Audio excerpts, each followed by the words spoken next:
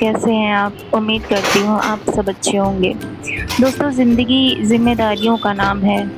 जैसे लोग कहते हैं कि ज़िंदगी का दूसरा नाम संघर्ष है, तो ज़िंदगी का दूसरा नाम ज़िम्मेदारियाँ भी है।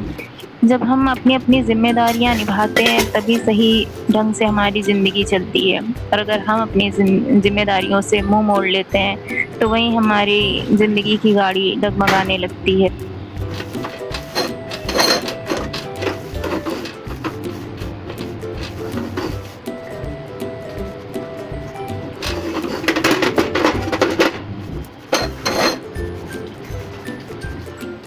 आस-पास कितने सारे लोग हमसे जुड़े हुए होते हैं, लेकिन किसी की भी ज़िंदगी एक-दूसरे से मैच नहीं करती और अगर मैच कर भी जाए, तो हमारा किरदार एक जैसा नहीं होता। कहीं एक ही परिस्थिति में कोई दूसरी तरह जवाब दे रहा होता है और उसी परिस्थिति में हम किसी और को किसी दूसरे तरीके से जवाब देते हैं, उसका रिप्लाई करते खैर कोई नहीं। ये देखिए, यहाँ हमारी भी ज़िम्मेदारियाँ शुरू हो गई हैं। सुबह 6 बजे से उठते ही सीधे किचन में पूरे घर में झाड़ू लगाओ, फिर पोछा लगाओ, फिर बच्चों का लंच बनाओ, फिर उनके लिए नाश्ता तैयार करो, फिर उनको भी तैयार करो। ये सारे काम हम सब औरतों के जीवन में होते ही रहते हैं और यही हमारा काम है। हम सबको भी अब यही लगने लगा है कि यही हमारा काम है, सुबह उठो और किचन में लग जाओ। सच बताइए, क्या घर के काम करने में मेहनत नहीं लगती? क्या घर के काम करने में दिमाग का यूज़ नहीं होता है?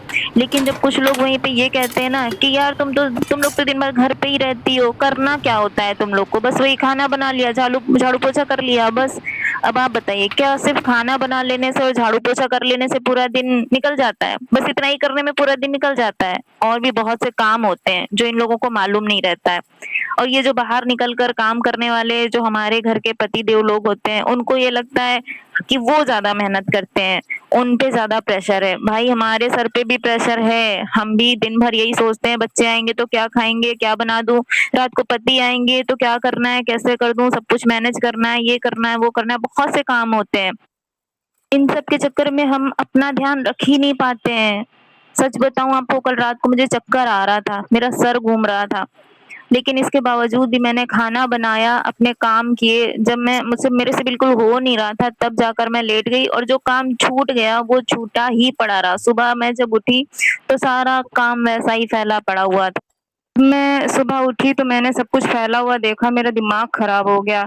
सब किया मैंने, सारा साफ किया, सारे बर्तन धुले, जो कुछ भी फैला पड़ा था सबको मैंने समेटा, सब साफ किया और सुबह नहा धोकर फिर भी आप देख रहे हो कि खाना बनाने में लग गई। ये होती है हम औरतों की ज़िम्मेदारियाँ और कहने वाले कहते हैं कि रहती तो तुम घर पे ही हो सारा दिन, करती क्या हो?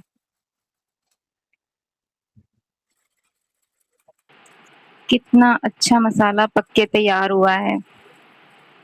देखिए कलर कितना अच्छा आया है। वॉव!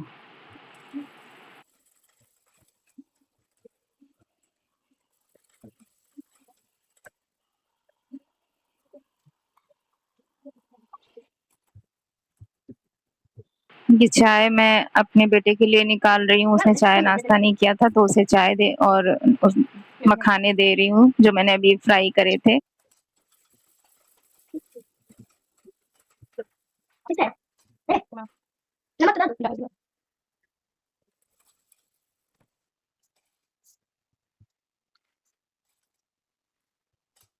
ये चाय मेरे लिए है, मैंने भी सुबह से कुछ नहीं खाया था। हाँ, मैं अपने कमरे में आ गई हूँ, अपने कमरे की सफाई करने क्योंकि एक बेटा मेरा स्कूल नहीं गया था, बाकी 2 बच्चे गए थे, जिसमें एक तो आज सैटरडे था तो उसकी हाफ टाइम से छुट्टी हो जाएगी, जो सबसे छोटा था, उसकी छुट्टी थी ही पहले से ही पर मैंने फिर भी उसको ज़बरदस्ती भेज दिया।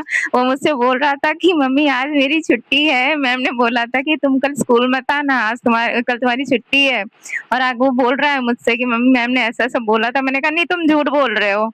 आज तुम्हारा स्कूल खुला है, छुट्टी नहीं है, तुम जाओ स्कूल और ज़बरदस्ती उसको डाँट के तैयार करके मैंने स्कूल भेजा। फिर वो थोड़ी देर बाद वापस आ गया और हँस के कहने लगा देखा मैंने कहा था ना आज छुट्टी है।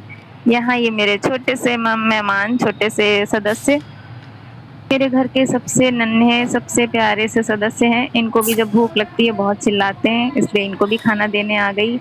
ये है मेरी ज़िंदगी के कुछ छोटे से हिस्से जो आपके साथ मैंने शेयर किया। आपको कैसा लगा ज़रूर बताइएगा, लाइक, शेयर, सब्सक्राइब ज़रूर करिएगा अगर आपको पसंद आए। कोई कमी रह गई हो तो प्लीज़ कमेंट में ज़रूर बताना।